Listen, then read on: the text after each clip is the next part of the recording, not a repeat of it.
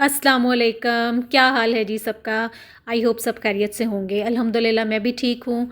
और अल्लाह ताला जी हम सब पर अपना ख़ास फ़ज़्ल व करम फ़रमाए और अल्लाह ताला सबको अपनी रहमतों के आफ़ियतों के साए में रखे।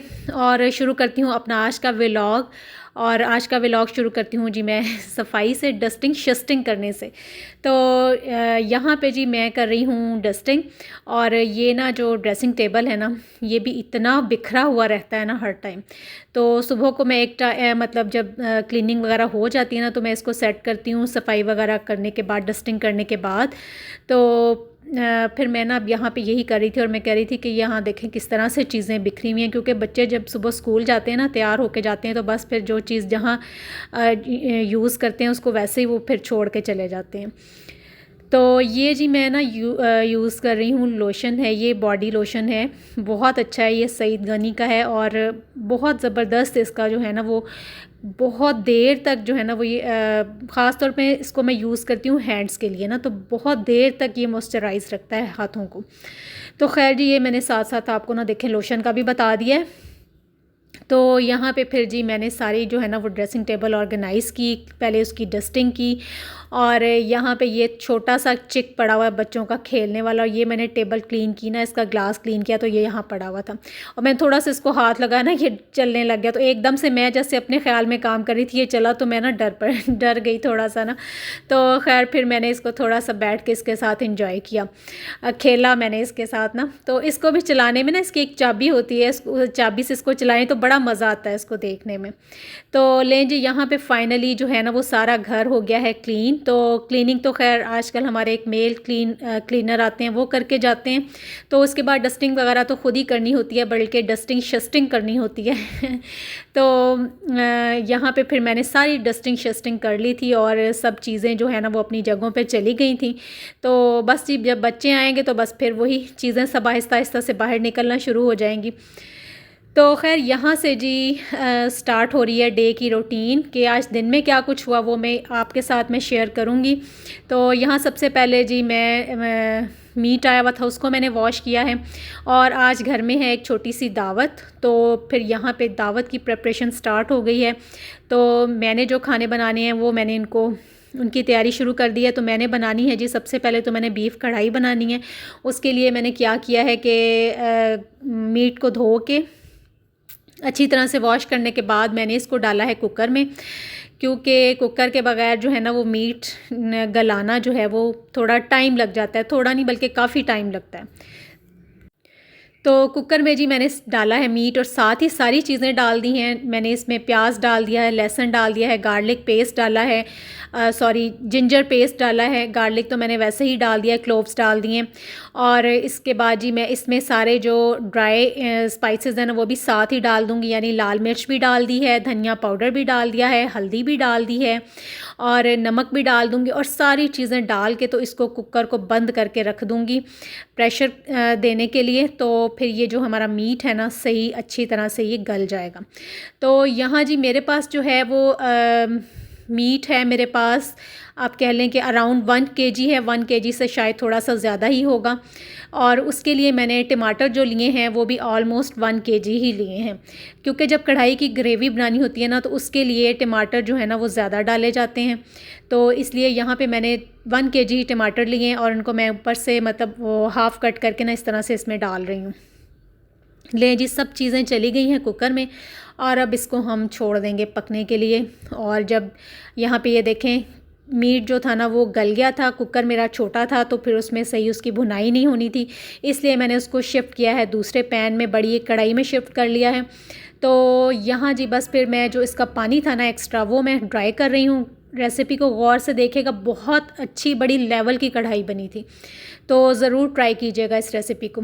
तो यहाँ जी जब पानी इसका मीट का जो उसमें डाला हुआ था वो ड्राई हो गया ना, थोड़ा कम रह गया, तो मैंने इसमें ऐड कर दिया है जी ऑयल। ऑयल थोड़ा ज़्यादा डलेगा, जाहिर सी बात है जब कढ़ाई आप बनाते हैं ना तो उसमें ऑयल थोड़ा ज़्यादा ही डलता है और वो अच्छा लगता है। एक तो उसकी लुक को इन्हेंस करता है और दूसरी बात ये होती है कि वो फिर कढ़ाई जो होती है ना वो बिल्कुल ड्राई सी नहीं होती। तो यहाँ जी फिर मैंने इसमें ऑयल ऐड करके और मैंने शुरू कर दी है इसकी भुनाई। और भुनाई बहुत अच्छे तरीके से करनी है। ज़ाहिर सी बात है कि मीट कोई भी हो, चिकन हो, बीफ हो, मटन हो, जब तक आप उसकी अच्छी तरह से भुनाई नहीं ना करेंगे, उसकी स्मेल को ख़त्म नहीं करेंगे, तो उस वक्त तक आपका जो होगा ना, वो चाहे आप जैसे मर्ज़ी बना लें, कढ़ाई का मज़ा नहीं आएगा।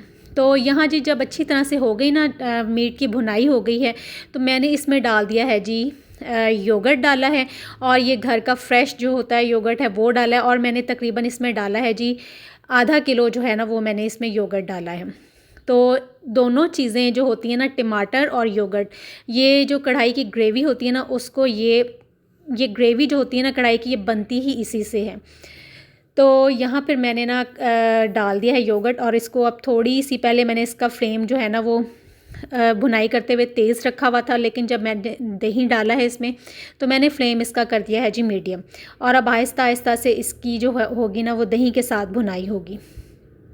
तो दही डालने के बाद फिर मैंने इसकी दोबारा से जो है ना वो मीडियम फ्लेम पे इसको छोड़ दिया है थोड़ी देर के लिए। तो अब देखते हैं कि जब नेक्स्ट इसका जो है ना वो क्या प्रोसेस होगा। तो यहाँ पे जी देख लें, दही की भी अच्छी तरह से भुनाई हो गई है। दही का जो पानी था वो खुश्क हो गया है। सही जो ग्रेवी है ना, बड़ी स्मूथ सी बन गई है। अब यहाँ पे मैंने इस पॉइंट में ऐड किया है जी इसमें फ्रेश क्रीम। फ्रेश क्रीम जो मेरे पास घर की मलाई होती है ना, वो मैंने 1 प्याली इसमें डाली है। तो ये देखें, और इससे इतना ज़बरदस्त टेस्ट बनता है कढ़ाई का, बहुत ही मज़े का। मतलब आप कह लें कि बिल्कुल एक रेस्टोरेंट जैसा आपको टेस्ट मिलेगा कढ़ाई में ना। तो यहाँ फिर मैंने क्रीम डालने के बाद मैंने दोबारा से की है इसकी भुनाई। यहाँ पे क्रीम डालने के बाद आपने इसकी बहुत ज़्यादा फिर भुनाई नहीं करनी है, बहुत ज़्यादा नहीं पकाना है। आप क्रीम डालें, बस इसको 3-4 बार अच्छा सा इसको मिक्स करें, बस फिर आपकी कढ़ाई जो है ना वो रेडी हो जाती है। और मैंने साथ में ही 3-4 सब्ज़ मिर्चें हाफ़ कट करके तो वो मैंने इसमें ऐड कर दी हैं। और ये देखें, बड़ी परफेक्ट जो है ना वो इसकी ग्रेवी तैयार हो गई है। और कलर देख लें कि कलर भी बड़ा अच्छा है इसका, और टेस्ट भी बहुत अच्छा था। तो जी खैर, अब आप कहेंगे कि ये बाजी जो है ना वो तारीफ़ें अपनी खुद ही किए जा रही है, लेकिन जो चीज़ अच्छी होती है ना, वो मैं उसी को ही अच्छा कहती हूँ।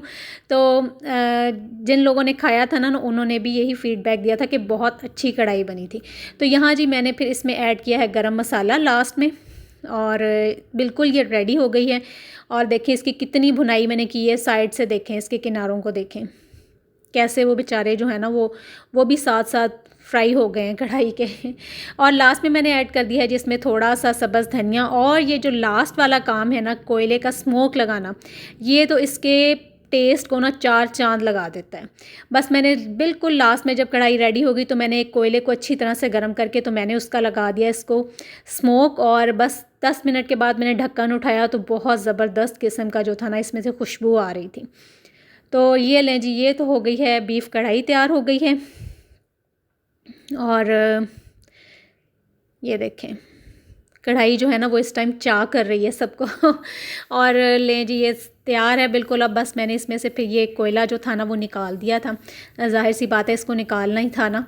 तो दोबारा से मैंने ढक्कन इसके ऊपर लगा दिया है। और यहाँ जी सारी चीज़ें जो है ना वो रेडी होके पहुँच चुकी हैं टेबल पे। और ये सैलेड है, फ्रेश सैलेड है, और रायता बनाया हुआ है साथ। और जी इसके बाद बर्तन वगैरह लग गए हैं। तो मेन्यू में हमारे दावत का मेन्यू जो था वो सिंपल सा ही था। चिकन पुलाव बनाया था, और साथ में जी बीफ कढ़ाई थी, और साथ में सीख कबाब का सालन था, और ज़रदा राइस थे। तो लेकिन ये क्लिप्स जो है ना वो थोड़े से आगे पीछे हो गए हैं। और यहाँ जी मुआज़ बेबी जो थे ना, वो कह रहे थे मुझे छोड़ दें यहाँ पे, और मैं सारी चीज़ों को जो है ना वो उथम पुथम कर दूँ। तो ये लें जी, यहाँ पे खाना जो है ना वो पहुँचना शुरू हो गया है टेबल पे, और सर्विंग जो है वो स्टार्ट हो गई है। तो गेस्ट भी आ गए थे, और बस फिर हम लोग खाना जो है ना वो पहुँचा रहे थे ड्राइंग रूम में। तो बस जी फिर सब ने खाना जो है वो इंजॉय किया, और बहुत अच्छा भी सबको लगा। ये पुलाव जो है वो मेरी देवरानी ने बनाया है, ये भी बहुत टेस्टी था, बहुत मज़े का बना था। और ये देखें, ये सीख कबाब की कढ़ाई थी।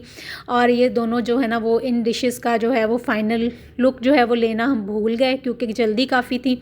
और लेकिन ये भी बहुत अच्छी बनी थी। और ये हैं जी ज़रदा राइस, ये भी बहुत अच्छे बने थे। तो जी ये है मेरा आज का व्लॉग। इजाज़त दीजिए, अल्लाह हाफ़िज़।